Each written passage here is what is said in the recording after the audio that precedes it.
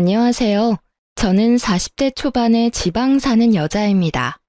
보통이라는 수식어로 가득한 제 삶에 갑자기 이런 일이 생길 줄은 몰라서 이렇게 글을 쓰게 됐어요. 인생의 반쯤은 살아오니 옳고 그름이라는 게 눈에 보이는 것만은 아니고 그 안에 숨겨진 사연들은 더 많다는 걸 알게 되더라고요. 제가 시댁 시부와 시동생과 인연을 끊게 된 것도 남들이 보면 충분히 흉볼 수 있는 거라고 생각하고 있고요. 하지만 저는 아무리 생각해도 제가 그렇게 나쁘게 했다고는 생각하지 않아요.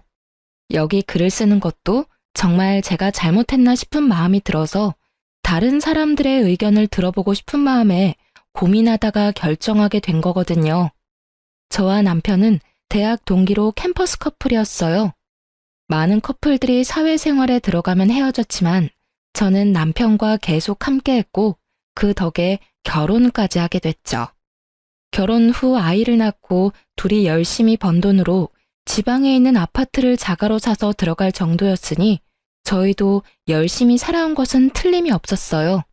결혼 때 친정은 기댈 수도 없을 정도로 힘든 상태였고 시댁도 시모 혼자 돈을 벌어서 사느라 지원을 받을 수도 없는 상황이었어요. 시모는 워낙 꼼꼼하고 차분한 분이라 젊을 적부터 한 푼 한 푼 열심히 모아 겨우 마련한 아파트를 한 채 가지고 계셨어요. 처음에는 시모와 제가 잘 맞지 않다고 생각했거든요. 제 성격이 워낙 예민해서 특히 애 키울 때는 시모의 행동들이 하나부터 열까지 거슬렸었죠. 하지만 시모는 그런 저의 예의 없는 행동에도 참아가며 긴 시간을 기다려주고 저를 설득해 주셨어요. 그런 부분에서 제가 얼마나 많은 위안과 감사를 느꼈는지 결국 애를 키우면서 저와 시모 사이는 엄청 돈독해졌어요. 함께 전쟁을 치르는 전우 같은 느낌으로요. 친정엄마보다 시모를 더 잘 챙길 정도였죠. 시모가 이 정도니 고부 갈등은 없겠다 싶으시죠? 그런데 그렇지만도 않더라고요. 나머지 시부와 시동생이 참으로 골칫덩어리들이었어요. 시부는 쓸데없이 가부장적인 분이시라 저와 시모를 여자라는 이유로 무시하고 막 부려먹기 일쑤였어요. 돈 한 푼 벌어다 주지도 않고 시모가 벌어온 돈으로 생활하는 주제에 말이죠. 게다가 시동생은 생긴 것만 번지르르 하지 실속 없고 허풍도 심하고 겉멋이 많이 들어 누가 봐도 겉만 그럴싸한 남자였죠. 아니 그냥 이 정도라면 차라리 밉지는 않을 텐데 시동생은 매번 시모가 벌어오는 돈 족족 손이나 벌리는 참으로 쓸모없는 사람이었어요. 이 상황을 아는 저와 남편은 어찌 보면 필연적으로 시모를 고생시키는 두 사람에 대해 안 좋은 감정을 지닐 수밖에 없었죠.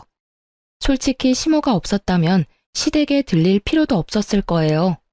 제가 시부와 시동생에게 철저하게 실망하게 된 건 남편과 결혼한 지 8년이 넘어갈 때쯤이었어요. 그 해에는 남편과는 나이 차이가 많이 나는 시동생이 결혼을 이야기를 꺼냈죠. 시동생은 당시 번듯한 직업이 없었고 근무한 횟수가 꽤 되는데도 돈 한 푼 없이 결혼을 하게 된 상황이었어요. 솔직히 결혼이라는 걸 해보신 분들은 다들 아시겠지만 하나부터 열까지 다 돈이잖아요. 저는 친정이 그리 잘 살지 못해서 그렇게 할 엄두도 못 냈지만 남편은 워낙 태생이 단단한 사람이거든요. 그런 사람 있잖아요. 주머니에 돈 들어가면 잘 안 나오는 사람. 그렇다고 구두쇠는 아니고 정말로 필요할 때는 돈을 쓰는 그런 사람이었어요. 당시 친정아버지가 아프셔서 집안이 휘청했는데 그때 도와준 게 남편이었어요. 그리고 결혼식은 간소하게 하자고 했었고 저는 너무나도 고마운 마음으로 그렇게 하기로 했었죠. 어쨌든 이런 남편과는 전혀 다른 게 시동생이었거든요. 헐렁하고 경제관념도 그닥 없는 데다가 보여주기식 소비를 무척 좋아하는 사람이었거든요. 그런 사람이 결혼을 하겠다고 하니 처음에는 저와 남편이 말렸어요. 나이가 많은 것도 아닌데 왜 빨리 결혼할 거냐고요.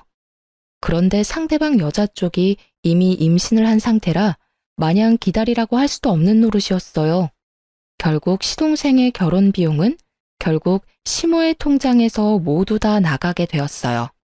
전세 비용 보태달라는 게 5천만 원에 결혼식에 필요한 대부분의 돈을 시모에게서 마련했어요. 거기에다 더 열받는 건 시동생 와이프 될 사람이었어요. 서로 주고받기 없기로 하자고 이미 이야기가 끝났는데도 비싼 명품백과 다이아 반지, 귀걸이 세트를 가지고 싶다고 시모에게 직접적으로 말했다고 하더라고요. 결국 그 돈까지 마련하느라 시모는 여기저기 일을 많이 다녔어요. 방판에 식당 일에 시간 날 때는 배달 일까지 진짜 온갖 일을 다 하셨거든요. 자식이 웬수라고 결국 참다 못한 저는 총대를 메고 시동생을 불렀죠. 도련님, 결혼하는 건 어쩔 수 없는데요. 좀 약소하게 치를 생각은 없어요? 저러다 어머님 힘들어서 쓰러지면 어쩌려고 그래요. 형수가 뭔데 우리 집 일에 나서요. 우리 엄마고 엄마가 자식 결혼할 때 돈 대주는 건 당연한 거 아니에요? 그 정도도 못 해주면 그게 부모냐고요. 자식 결혼할 때 왜 돈 대주는 게 당연해요? 형은 결혼할 때 어머님한테 돈 한 푼 빌린 적 없거든요. 그리고 도련님 눈에는 제가 남처럼 보여요? 당연하죠.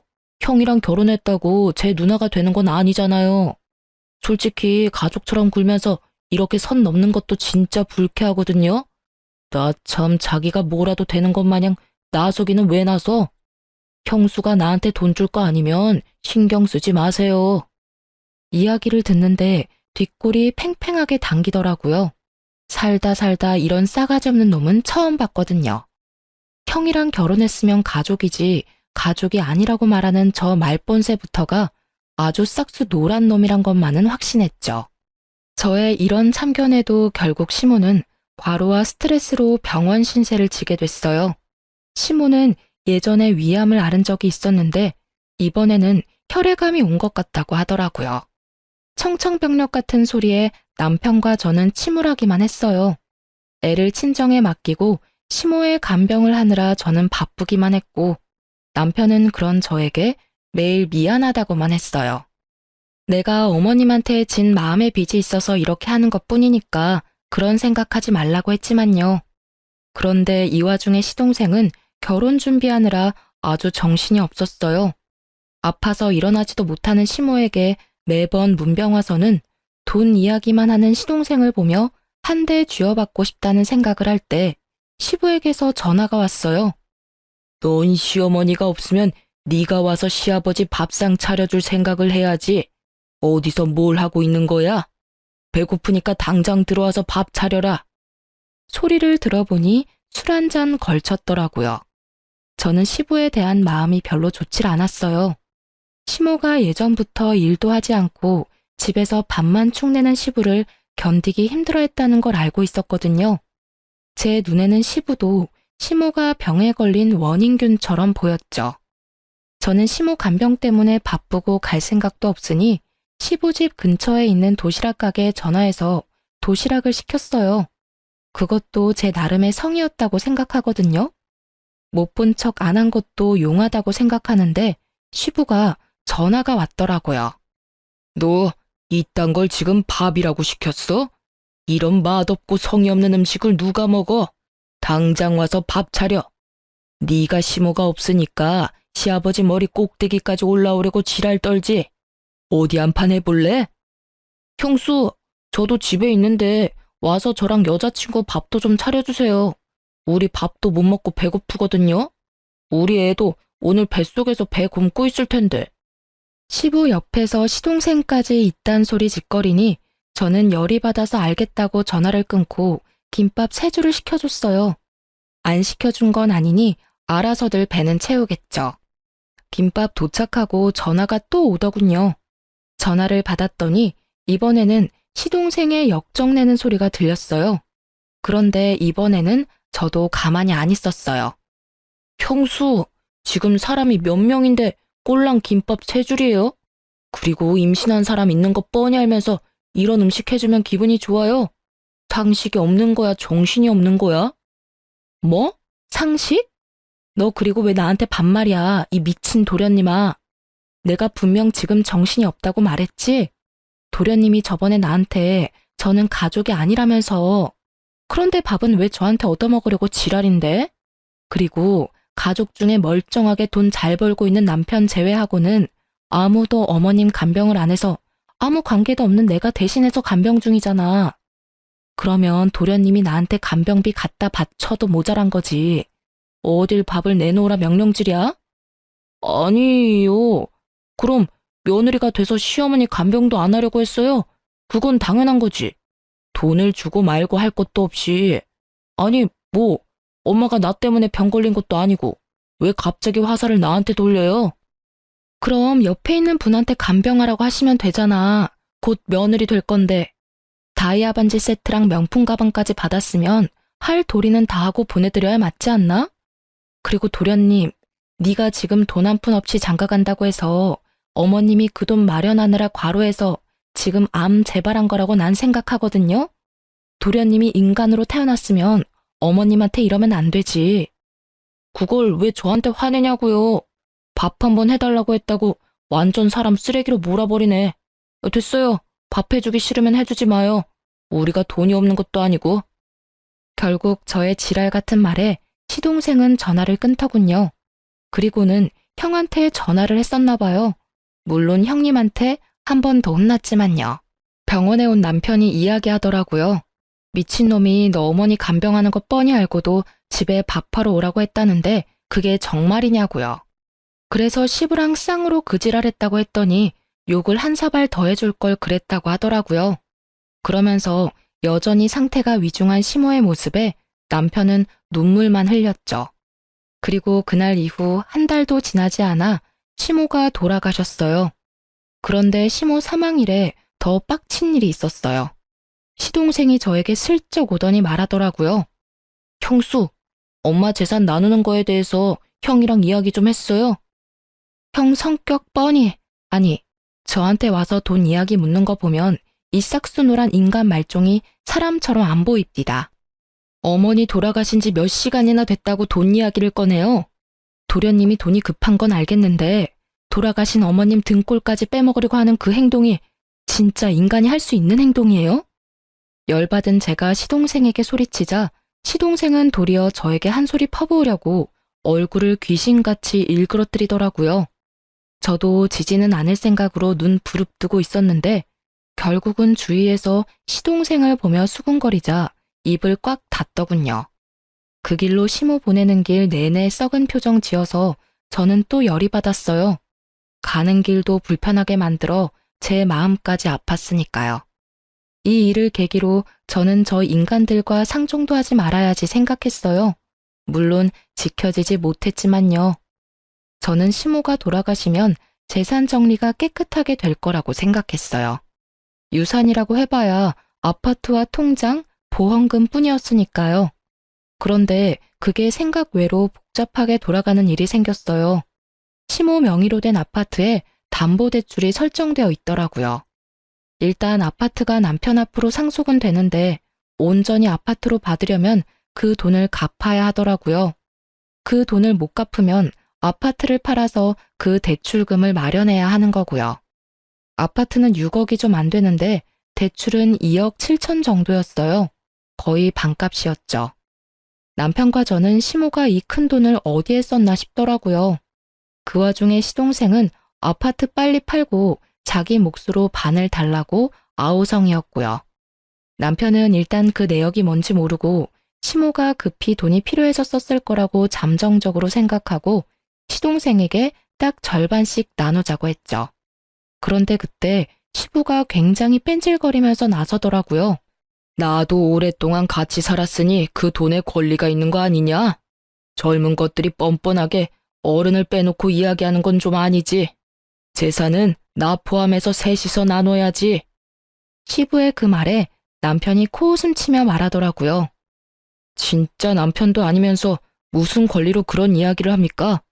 어머니랑 아저씨가 조금이라도 금술 좋은 부부처럼 살았다면 제가 아저씨한테 하나라도 더 챙겨드렸을지도 모르죠. 그런데 우리 어머니한테 어떻게 하셨는지 기억 안 나세요? 일은 하나도 안 하면서 집에서 삼시세끼 밥 꼬박꼬박 얻어드셨죠? 그러면서 엄마 아플 때 병원 한 번 데려가 주지도 않고 그게 무슨 남편이냐고요. 실은 저도 늦게 알게 됐는데 시모와 시부는 사실혼 관계라고 하더라고요. 시부는 처음에 혼인신고를 하지 말자고 했고, 시모는 마음이 상해서 결국 그 뒤에 시부가 혼인신고하라는 말을 그냥 무시하고 혼인신고를 하지 않았다고 하더라고요. 특히 시부가 일을 안 하게 된 날부터는 혼인신고하면 자식들이 더 힘들까봐 일부러 혼인신고를 안 한 것 같더라고요. 그러니 시부는 법적 상속인이 아니게 된 거죠. 말 한번 섭섭하게 하네. 나도 너희 엄마 걱정했어. 그 사람도 없는데 돈까지 없으면 지금 당장 길거리에 나 앉으라는 말이냐? 그런 법도가 어디 있어? 사실혼 관계도 혼인 관계지. 걱정하셨겠지. 우리 엄마 없으면 이제 밥 차려줄 사람 없을 거고, 이제는 그 이후로 우리 와이프 불러다가 밥 차리라 할 거 아니냐고. 저번에 어머니 아플 때도 어머니 병간호하는 와이프 불러다가 밥 차리라고 했잖아요. 내가 어이가 없어서 그 이야기 듣고 진짜 다 때려 엎으려다 참았어요. 엄마 아직 살아계셨을 때니까. 경고하는데 앞으로 재산 이야기에 나대지 마세요. 어떻게 할지는 제가 결정합니다, 아저씨. 결국 시부는 남편 말에 열받았지만 대꾸는 못했죠. 자기도 이리저리 찾아봤을 거예요.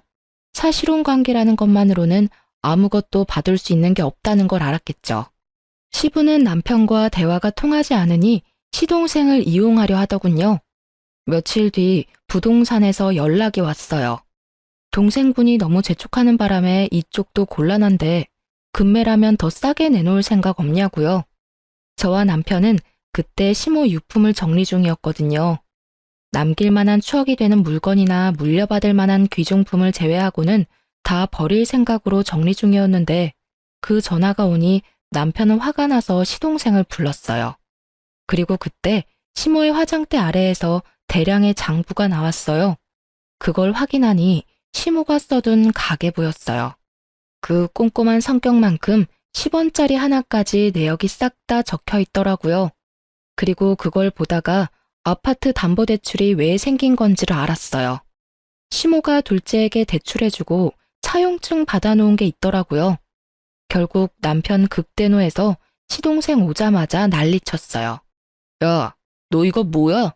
엄마 장부에 너한테 돈 빌려준 거 적혀 있던데 엄마가 너한테 돈 빌려준 거 왜 이야기 안 했어?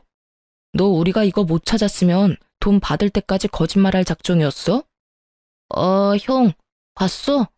설마 내가 말 안 했겠어? 나도 오늘 할까 내일 할까 생각하고 있었어.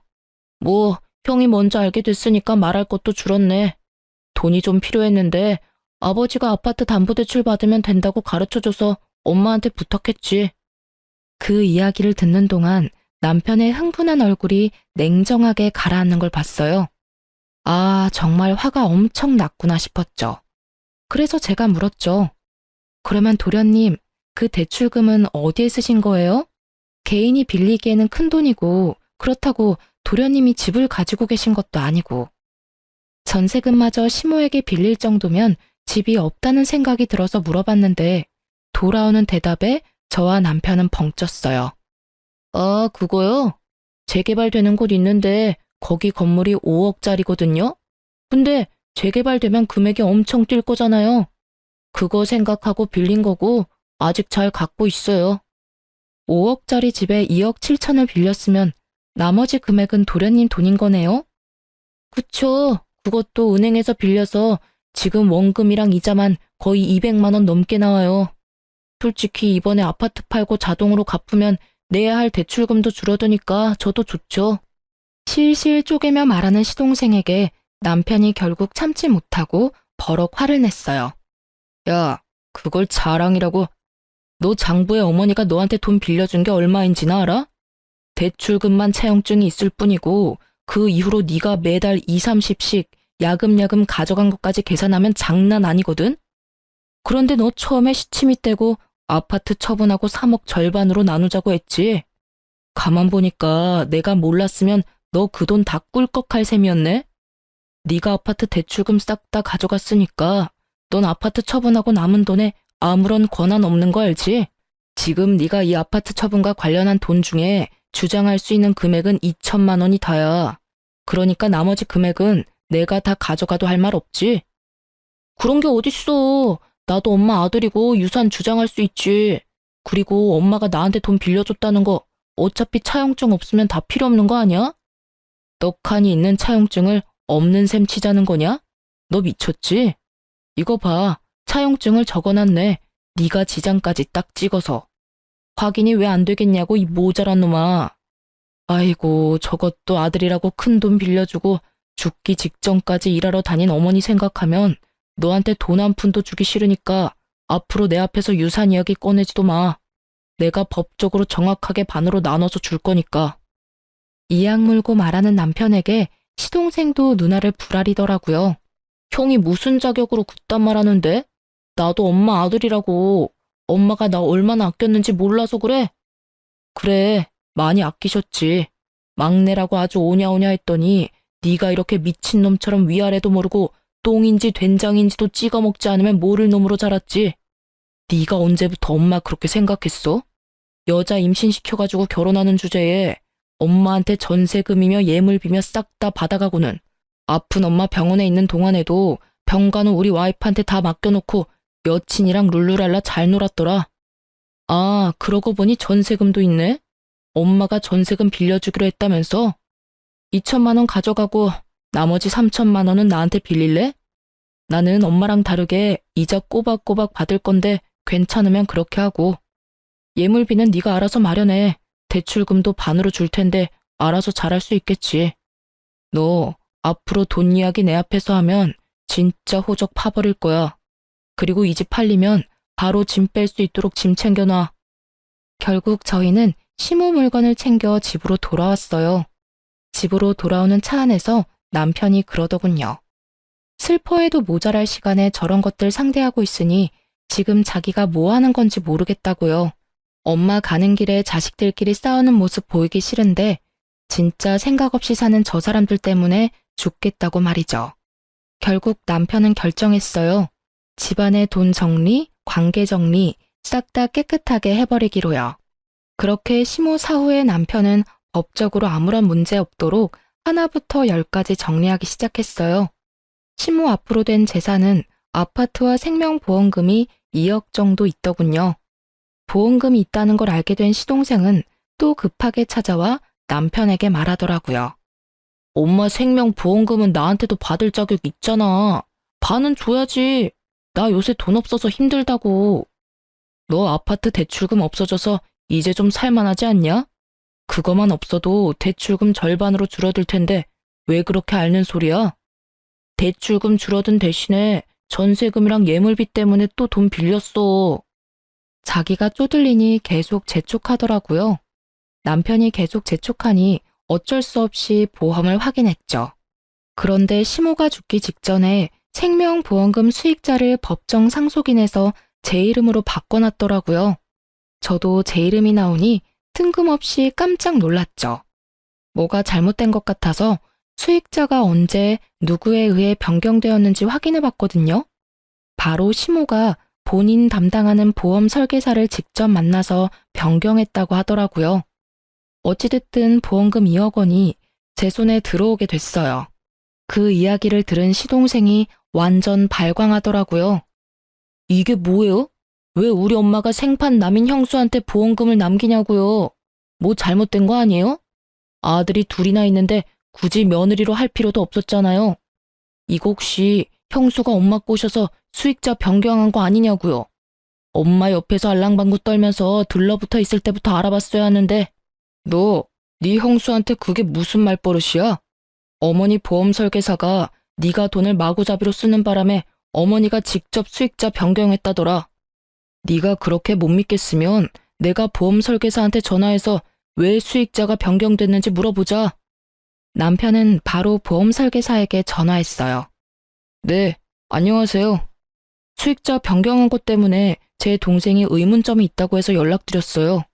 혹시 수익자 변경을 왜 했는지 지금 말씀 좀 해주시겠어요? 아, 네네. 돌아가시기 2달 전쯤 병원을 다녀오고 나서 저를 만나자고 하셨어요. 그때 수익자를 변경했어요. 수익자를 며느리 앞으로 한다길래 제가 여쭤봤거든. 장성한 아들이 둘이나 있는데 며느리한테 변경하는 이유라도 있냐고요. 그랬더니 둘째가 씀씀이가 해프고 집 거덜낼 정도로 가져가니 보험금을 받으면 다 써버릴 거라고 하더라고요. 어차피 아들놈들은 아파트 나눠 가질 건데 보험금이라도 자기 병수 밟은 며느리 앞으로 주고 싶다고 돌아가기 직전에도 확인 전화하시며 말씀하셨고요. 그리고 무엇보다 며느리에 대한 마음이 애틋하시더라고요. 아플 때 힘들 때 자기 신경 써주는 건 며느리밖에 없다고 하시는 거 보니 고부간의 사이가 무척 좋은 것 같다고 생각했죠. 거짓말이죠? 엄마가 설마 나한테 한 푼도 안 남겨주시다니. 이거 형수가 다 모함한 거죠? 왜 내가 아들인데 나는 한 푼을 못 받아요? 이거 진짜 둘이서 짜고서 나 물 먹이려는 거 아니에요? 어쩌면 이렇게 둘이서 다 가져갈 수가 있어요. 우리가 뭘 다 가져가는데? 너 말 똑바로 해. 네가 가져가는 건 2억 9천만 원이야.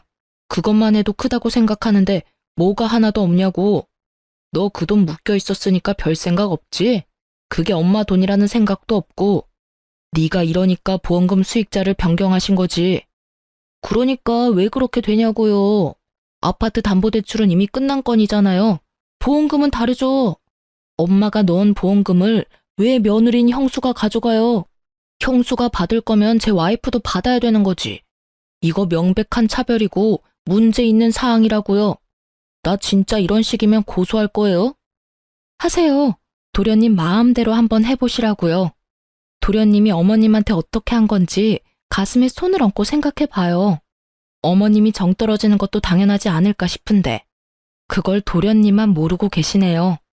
아파서 병원 들어와 있는 사람한테 결혼식 돈 모자라다고 돈 달라고 그렇게 떽떽거리며 사람 괴롭게 만들어 놓고 뭐요?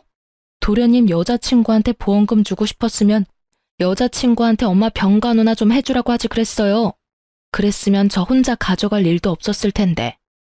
아니 도련님이고 시아버님이고 어떻게 아픈 어머님을 그런 식으로 대할 수 있어요? 어머님이 식모예요? 어머님이 돈 뽑는 기계냐고요. 당신들이 그런 식으로 행동하니까 어머님이 생판 남인 며느리한테 돈 남긴 거 아니냐고요. 어깨 위에 있는 게 장식이 아니면 생각들 좀 하시라고요. 결국 제 말에 반박조차 못한 시동생은 부들부들 떨며 남편에게 기가 막힌 말하더라고요. 알았어. 형수 말 다 맞다 치고 이해하고 넘어갈게. 보험은 이미 수익자가 지정된 상태라 바꿀 수 없다고 하니 포기할게. 이렇게 됐으니 보험은 필요 없어. 그런데 엄마 돌아가셨으니까 지금은 형이 내 보호자잖아. 그러니까 내 빚보증 좀 서줘. 정신 나간 놈아. 내가 왜 네 보호자야? 네가 미성년자야? 너 일하고 돈 버는 사지 멀쩡한 성인이야.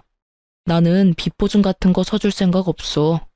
네가 평생 엄마 등골 빼먹으면서 살아서 남한테 빨대 꽂는 게 당연한 거라고 생각하는 것 같은데 나한테까지 그런 식으로 하게 두지는 않을 거야. 너도 나이 먹을 만큼 먹었으니 너 알아서 해. 다른 사람들한테 손 벌릴 생각하지 말고. 그럼 어쩌라고. 나도 곧 죽겠는데. 형이면 형답게 좀 해달라고. 이제 곧 결혼인데 나 땡전 한 푼 없어. 엄마 유산 형이랑 형수가 다 가져가게 생겼잖아. 어이가 없네. 왜 내가 다 가져가? 너도 가져갔잖아. 아파트 담보대출 빼면 안 되지. 그리고 아파트 집값 떨어져서 제값 못 받으면 너한테 돈 더 받을 거니까 그렇게 알고 있어.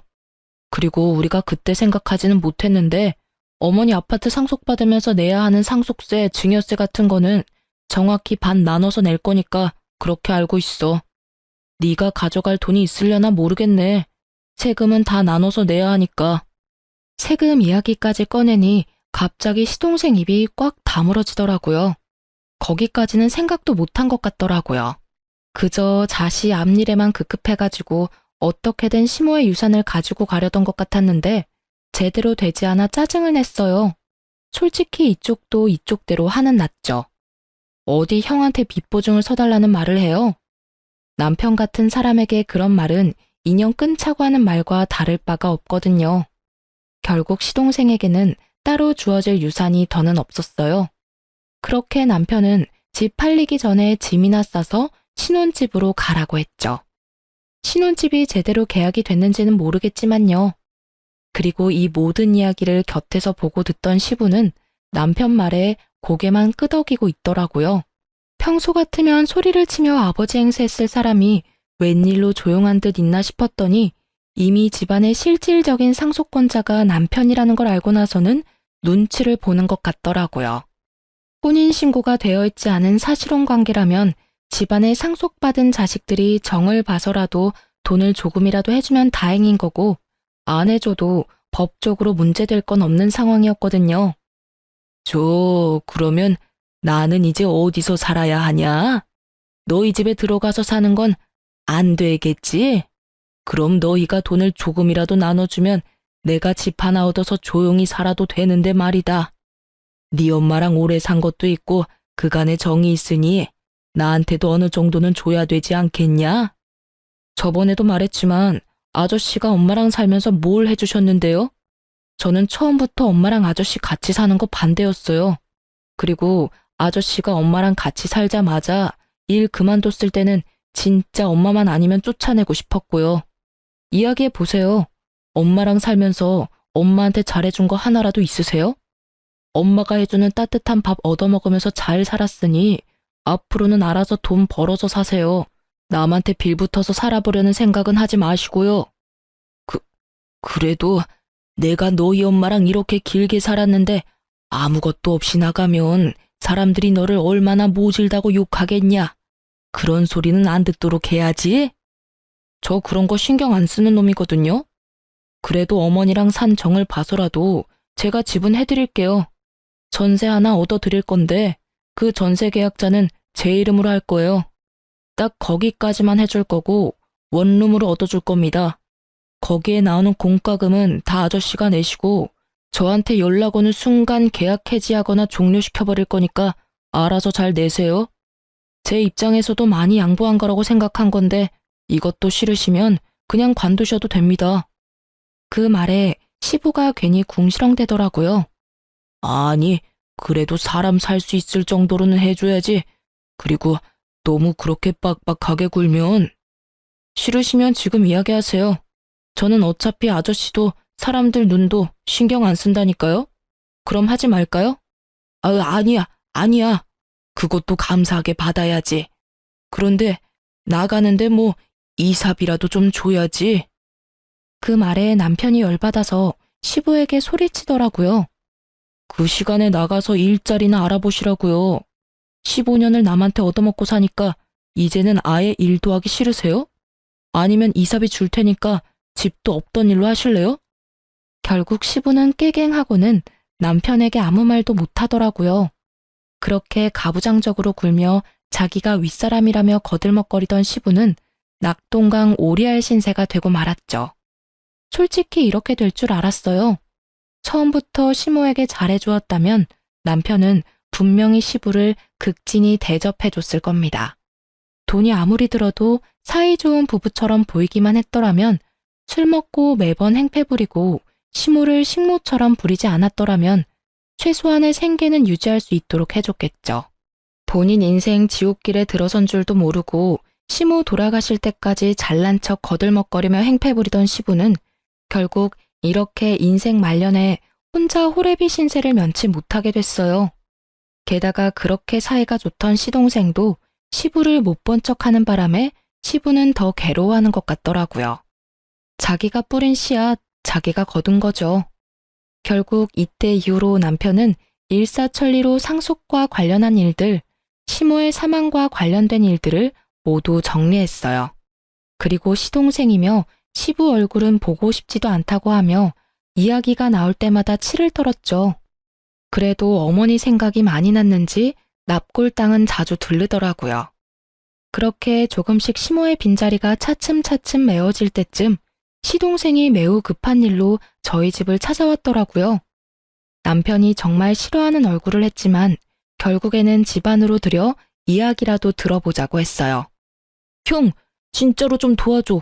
나 파산하기 일부 직전이야. 무슨 소리야? 너 아파트 처분해서 대출금 줄었잖아. 그게 아직 몇 달 지나지도 않았는데 뜬금없이 웬 파산인데? 들어봐. 내가 그때 2억 7천 주고 산 건물 기억하지? 내가 그거 진짜 정확한 정보로 산 건데 재개발 코앞에서 엎어졌어. 지금 그거 완전 허름하고 수익도 나지 않는 건물이라 사려는 사람조차 없어. 그 이야기를 듣는 남편의 미간이 찌푸려지더라고요. 이미 이야기 처음부터 남편의 심기를 건드리는 말들이 나왔거든요. 그럼 질질 끌 게 아니라 팔아야지. 헐값이라도 팔아야지.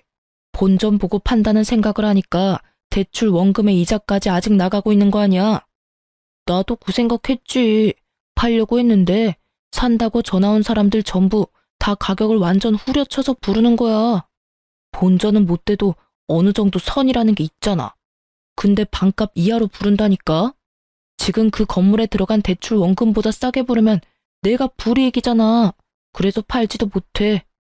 근데 너 그 건물 아파트 담보대출 자동으로 갚아지면서 대출금 반은 사라지지 않았어? 근데 왜 대출금 내느라 똥줄이 빠지는데? 내는 원금이 줄었으면 100만 원 정도가 세이브 될 건데? 그거? 사실은 그 옆에 있는 건물도 재개발된다고 해서 대출 땡겨서 샀거든. 정말 작은 건물인데 쓸만한 땅이야. 그것도 재개발이 될 줄 알았는데 안 됐더라고. 그래서 그것도 팔아야 하는데 그건 더 안 나가. 그 이야기를 듣는 저와 남편은 고개를 절레절레 저었어요. 이건 뭐 스스로 자기 무덤 연락에 파고 있으니 도와줄 수가 없겠더라고요. 솔직히 그 돈이 생활비로 나가서 빌린 돈이라면 갚아줄 생각도 있었어요. 살다 보면 그런 일도 있잖아요. 애가 생기고 갑자기 가계 지출비가 늘어나는데 모아놓은 돈은 없고, 그렇게 빌렸다면 정말 저도 도와줄 생각이 있었는데 또 재개발 환상에 빠져서 쓰러져가는 건물을 샀을 줄이야. 생각지도 못한 이유에 저는 맥이 탁 풀려버렸어요. 차라리 파산하고 개인회생을 신청하는 게 본인에게는 좋은 일이 아닐까 하는 생각도 들었을 정도였죠. 형수, 제발 나 좀 도와줘요. 어차피 형수 앞으로 엄마 보험금 나왔잖아요. 그거에다 형이 받은 아파트 처분한 돈이면 넉넉하잖아요. 한 1억? 아니, 1억 5천 정도만 빌려줘요. 저 건물 팔리면 갚아줄 테니까. 제가 왜 그 돈을 갚아줘야 해요? 그리고 어머님이 남긴 피 같은 돈, 그런 곳에 쓰고 싶지도 않아요. 아니 도대체 무슨 자격으로 어머님 목숨값을 달라고 여기 와서 돈을 빌려달라고 할 수 있어요? 그리고 저는 잊지 않았어요. 도련님이 저한테 하신 말씀요. 생판 남인 저한테 가족이 아니라고 하셨죠? 도련님이 저를 가족으로 생각하지 않았으니 저도 도련님을 가족으로 생각 안 해요. 저는 어머님이랑은 달라서 도련님한테 돈 다 줘가면서 일 해결하도록 두지는 않을 거예요. 정말로 그 딱한 사정을 어떻게든 하고 싶었다면 일단 푼돈에라도 그 건물들 팔고 그 돈으로 원금 갚은 뒤에도 힘들면 찾아와야죠. 그 건물은 있는 대로 놔두고 싶고 돈은 돈대로 쪼들리니까 누군가에게 편하게 빌리고 싶고, 그런 생각하면 어디에서도 도련님 도와줄 사람 못 찾아요. 그때 일을 아직까지 마음에 두고 있었어요? 화 풀어요. 남이라고 한 거는 그냥 화가 나서 던진 말이고, 형님 와이프면 우리 조카 엄마인데 내가 설마 형수님을 정말 남으로 생각했을 리가 없잖아요. 그리고 푼돈으로 그 건물 파는 건 절대로 말이 안 되죠. 솔직히 재개발이 엎어졌다고는 하지만 또 언제 재개발 구역에 포함될지 모르는 일이고, 재개발되고 나면 그 일대도 땅값 오를 테니까 그때까지만 잘 버티면 돈 더 벌 수 있는데, 그때까지 버틸 수 있을 만큼의 돈이 있는 사람들에게나 해당되는 일이잖아요. 지금 당장 죽고 못 살겠다며 형한테 달려오는 사람이 무슨 미래를 말하는데요? 지금 당장 도련님한테 미래가 있긴 해요. 그거 못 팔면 우리는 도와줄 생각 없어요. 그런 제 말에 시동생은 도리어 저와 남편을 이해가 안 된다는 표정으로 바라보더라고요. 본인만의 생각이 너무 확고해서 다른 사람 의견은 귀에 들어오지도 않는 중증이었어요. 너 이러는 거 네 와이프도 알아? 애도 곧 있으면 태어난다고 하지 않았어? 예정일이 다음 달인가 그랬던 것 같은데. 와이프는 얼마 전에 집 나갔어. 전셋집도 자기가 생각하는 만큼 못 가졌다고 엄청 싫어했는데 결혼식 할 때 쓸 다이아 반지 세트랑 명품백도 원하는 거 못했거든. 돈이 너무 없어서. 엄마 돌아가시고 나면 유산 나오니까 그걸로 하면 된다고 달랬는데 유산이 없었잖아. 아파트는 내 대출금에 깎여버리고. 보험금은 형수가 수익자가 돼서 한 푼도 받은 게 없으니까. 그 이야기하고 다음날 집 나갔어. 이야기를 들어보니 그 여자도 남편이 집에 돈이 좀 있다고 생각하고 시집 온 것 같더라고요. 그런데 알고 보니 완전 빈털터리에 빚만 가득하다는 걸 알고는 빚이 자기한테 넘어오기 전에 튄 걸로 보이더라고요. 솔직히 여자가 야가 빠졌다는 생각을 하기는 했는데 시동생 꼴이 저 모양이니까요. 저런 남자와 결혼하면 평생이 가시밭길 아니겠어요? 그런 여자의 선택을 야속하다 할 수도 없는 노릇이죠. 그런데 그 여자가 참으로 약삭빠르게 결혼식을 하면서 비걱거리니까 혼인신고를 안 했대요. 시동생이 무슨 사고를 쳐도 그 여자에게는 아무런 문제도 없겠죠. 참 장가 잘 갔다는 생각을 했어요. 우리는 알려주지 못하는 인생의 쓴맛을 그 여자가 알게 해주었으니 말이죠.